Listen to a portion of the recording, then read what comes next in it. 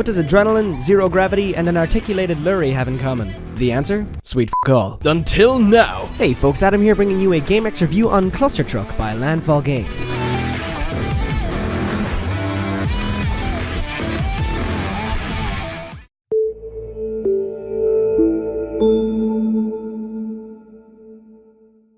Not only is its title one that I'll no doubt mess up at some point, but f*** me dude, this game is ridiculous. It's the opposite kind of scenario to someone ***ing in your cornflakes. So to expand on that ideal, it's like the most beautiful person of your dreams slipping a ticket to Disneyland into your cereal, and when you pan your eyes up, they're standing there covered in Nutella, and by that point you forget the cereal even f***ing existed. I know it's unprofessional to start a review with a strong personal opinion, but hot damn if this game didn't create a high orbital glucose metabolism in my brain. And for those of you about to Google that, it's something to do with obsession. Well, obsessive compulsive disorder, but I digress. No protagonist, no storyline, no plot, just one aim. Get to the finish. Clustertruck is a high-octane platformer that takes advantage of real-time physics, inebriated truck drivers, and magic. I mean, that enough should be alone to sell a game, right? In that case, sit down, Jimmy. That ain't even the half of it. Let's break down how the game handles itself, and I'm not talking about the guys behind the wheel.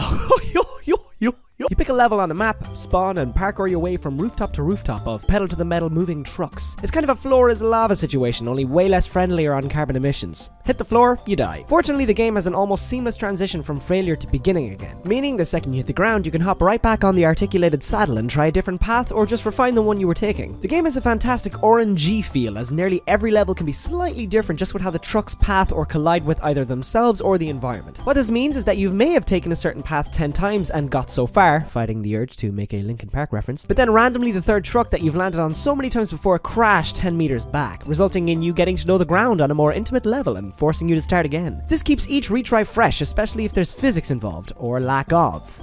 This is what I'm talking about. In certain levels where the trucks either hit a random zero-G spot or there's some kind of environmental interaction causing the trucks to rip away the false image of a lurry and sexually identify as a Boeing 747 for 5 seconds before plummeting back to the earth with the harsh reality that the sky is no place for a highway registered f***ing vehicle. The RNG element of it takes a f***ing acid trip and says, let's just put one truck over here and this one over there, forcing you to react on the spot. With the game having the physics element of it, you carry your momentum from the last jump. Though you can affect your trajectory mid-air, it's not enough for you to make the impossible distances or turnabouts. However, there are multiple ways that you can affect this. Every now and then you get the opportunity to upgrade. This comes through gaining points in-game by jumping, pulling off dangerous leaps mid-air, and a multitude of other factors. Unlocking skills like a double jump, a mid-air dash, and the classic ancient power and hidden art of you time allow you to defy what could be a set course for the death screen. There's a lot more than these few examples, which gives the game serious replayability, as the higher costing ones may tickle your fancy but would take some time to acquire. The level design itself almost distracts you with its pretty colors and ornate themed layout from the diesel fueled limbo that you're forced to continuously undergo. With each level bringing its own set of obstacles and killing machines, you never really know what to expect whenever you start a new round. The only way you can find out is by just going for it, hoping for the best and try to reach the end goal. More often than not, you'll fall, fail, or just royally f***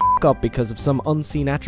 So you start again, only this time you're armed with the information of what's ahead. Though that didn't help me because I'm bad at the video games, it does have an engaging learning curve. The element of surprise constantly plays in your mind. As my gran would say, expect a flock of sheep around every corner. Only in this case, it's a techno rave, where the disco lights and seizure-inducing strobes simulate that of touching the surface of the f***ing sun. It's nice to finally break away from either AAA games shoving a slightly shinier but same bland storyline down our throats and slapping a €70 price tag on it, or indie games copying similar ideas of a AAA game but calling it something different and not having the same budget. Clustertruck is like that cool uncle who rarely visits but always brings you a cool toy when he does. Hangs around for a few days, and even though you didn't get any of his adult jokes, just the way he tells them makes you laugh. For €15 or your country's equivalent, Clustertruck is well worth its price tag for the sheer shits and giggles and edge of your seat moments that make you clench your fist and grunt out loud. Thanks for watching this review, folks. As always, if you'd like to check out our last video, click the annotation, and if you'd like to stay on top of more reviews coming out, by all means subscribe. Don't forget to check out our website, GameX.io, a game recommendation website unlike any other. Sign up totally today for free, or totally potentially find the next totally next gem for you totally.